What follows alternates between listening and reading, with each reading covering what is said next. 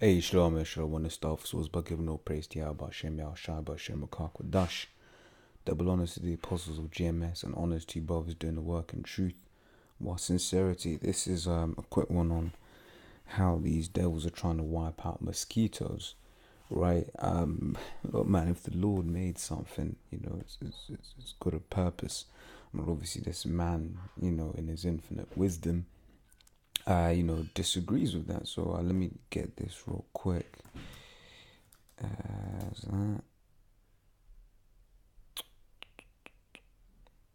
So it says Sirach 39:33. It says, all the works of the Lord are good, and he will give every needful thing in due season.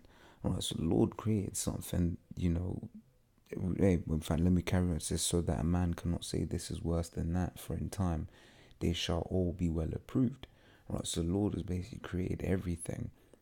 Right, it reads here in verse 30 as well, teeth of wild beasts, scorpions, serpents, and the sword punishing the wicked, the destruction. Right, the Lord created everything, including those things, as for vengeance, as it reads in 29. I'm actually reading this backwards a lot. Right, verse 28 says there'll be spirits created that created for vengeance, which in their fury lay on sore strokes. In the time of destruction they pour out their force and appease the wrath of him that made them. Right, and you see that all over the world. There are, you'll see, people go out horrible ways, and then you have the news cast to say, oh, it's such a shame. He used to feed us at Thanksgiving. Well, he was going off. Well, you read Job 4:7 says that as have ever any perish being innocent, right? And it goes on to say fire and hell and famine and death, all these were created for vengeance, teeth of wild beasts, scorpions, serpents, and the sword punished the wicked to destruction, right? So even those things the Lord has created for a purpose, right? Including snakes and serpents. Some snakes, if I'm not mistaken, eat mice, right? Pigs, for instance, and rattlesnakes, for instance, with pigs. What farmers do is they'll basically pit a pig up against a rattlesnake, because that poison of a rattlesnake does nothing to a pig. So a pig has purpose there. A pig also is a good waste disposal system. And it's all of these things. It's just like the Lord has a purpose for them, whether we like them or not. Right.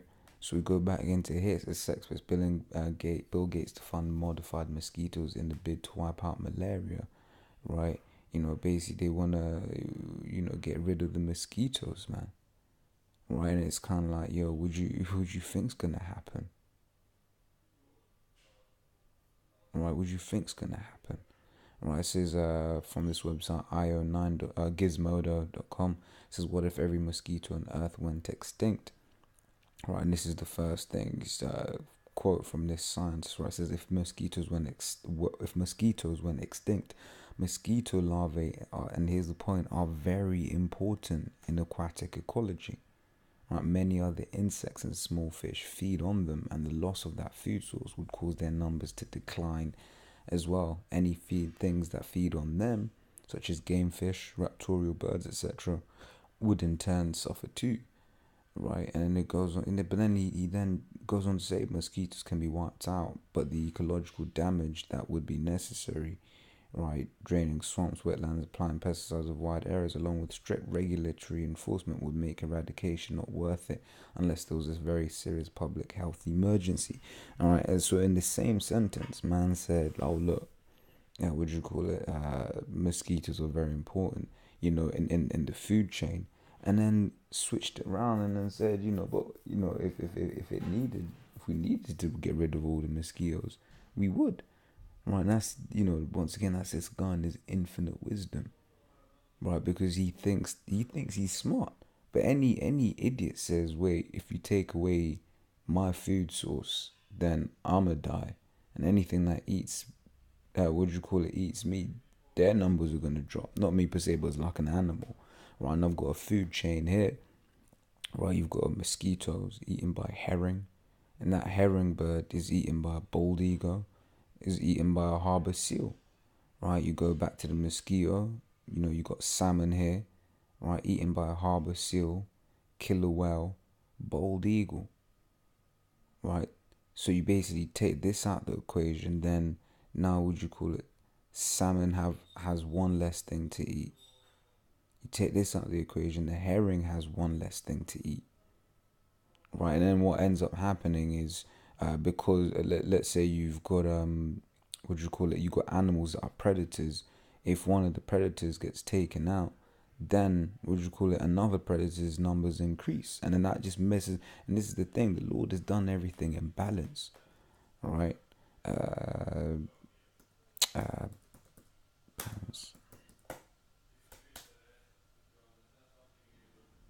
Right, it says Proverbs 11:1. It says a false balance is abomination to the Lord, but a just weight is his delight. Right, the Lord has created everything in balance, right, so that everything weighs each other out. So if you start taking things out of equations, then things get unbalanced, right? And I also got another one here. This is mosquito, right, eaten by brown bat. Brown bat is eaten by cats and hawks. Right, but if you notice that the cat numbers decrease, right, then snakes have less to eat in this equation here, right? So you see that mosquitoes have a purpose in the food chain, and it has a purpose because the Lord made it. You read Genesis, the first chapter. What do you see? You see statements such as all the work which and the Lord saw it was good, right?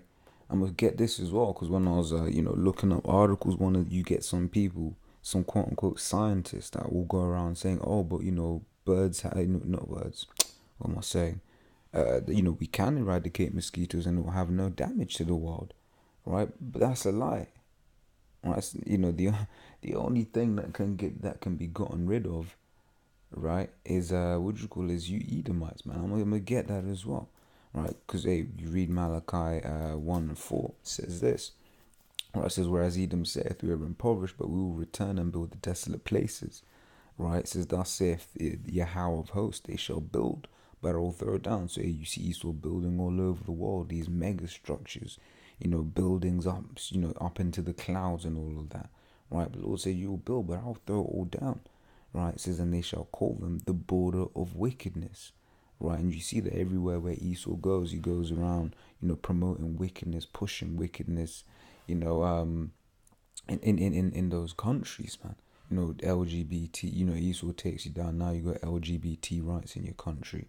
Now women are having abortions. Right, now your women are sluts. Right, it says, and the people against whom Yahweh hath indignation forever. Right, so here it is, the Lord hates these Edomites. Right, indignation, that's righteous anger, man. To denounce, express indignation, to be indignant, right? Anger or annoyance provoked by what is perceived as unfair treatment, right? See what his definition is.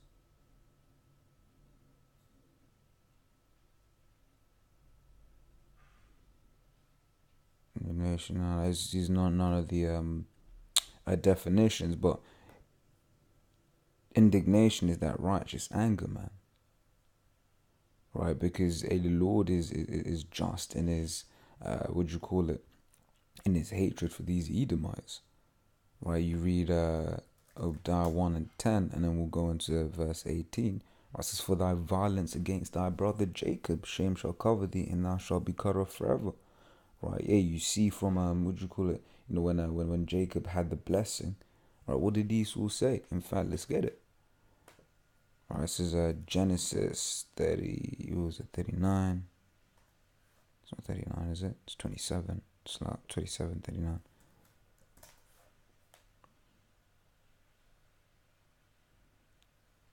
Alright, this is Genesis 27 from 41. It says, and Esau hated Jacob because of the blessing wherewith his father blessed him.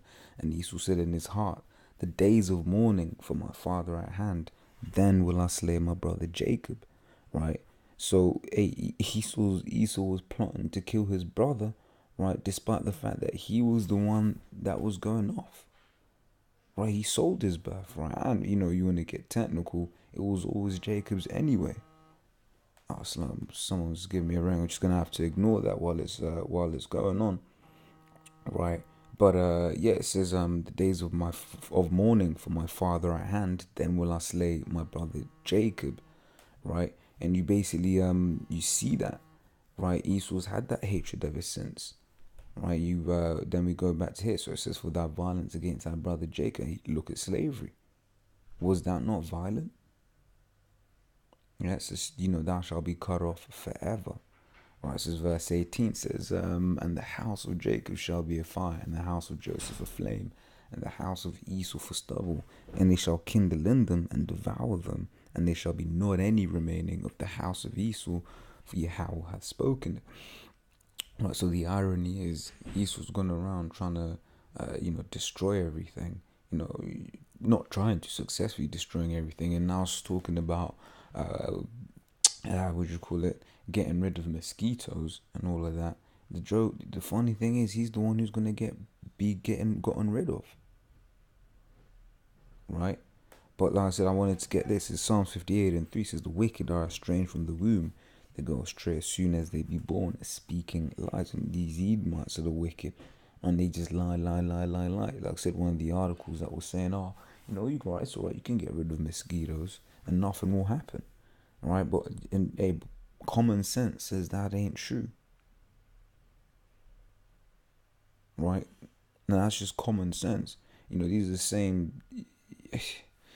same scientists that will say there's more than two genders, man. Same scientists, doctors, that would say, he's the same man that told you that smoking was good for your health, right? This is Isaiah 24:5, so the earth also is defiled under the inhabitants thereof, right? Because they have transgressed the laws, changed the ordinance, and broken the everlasting covenant, right? The earth is defiled, right? And who's the ruler? Esau, right? One of the things you're told to do is keep a land Sabbath, right? And that's one of the laws, but Esau's transgressed that, meaning what he then you then have to start spraying Roundup everywhere, which is carcinogenic, killing people, right?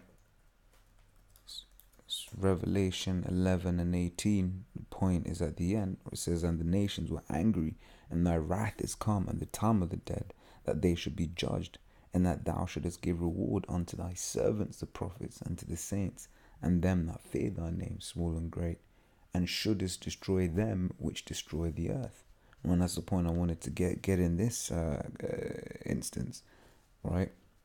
The Lord is going to destroy Esau, right? And these heathen, because these heathen nations have fallen for the ways of Esau. They've they're drunk with his philosophies, right? So them Chinese, they're damaging that land over there, to be making iPhones and all of this shit, right? But yeah, like I just wanted to get into this real quick. Lord's will you are edified. Until the next time, say shalom.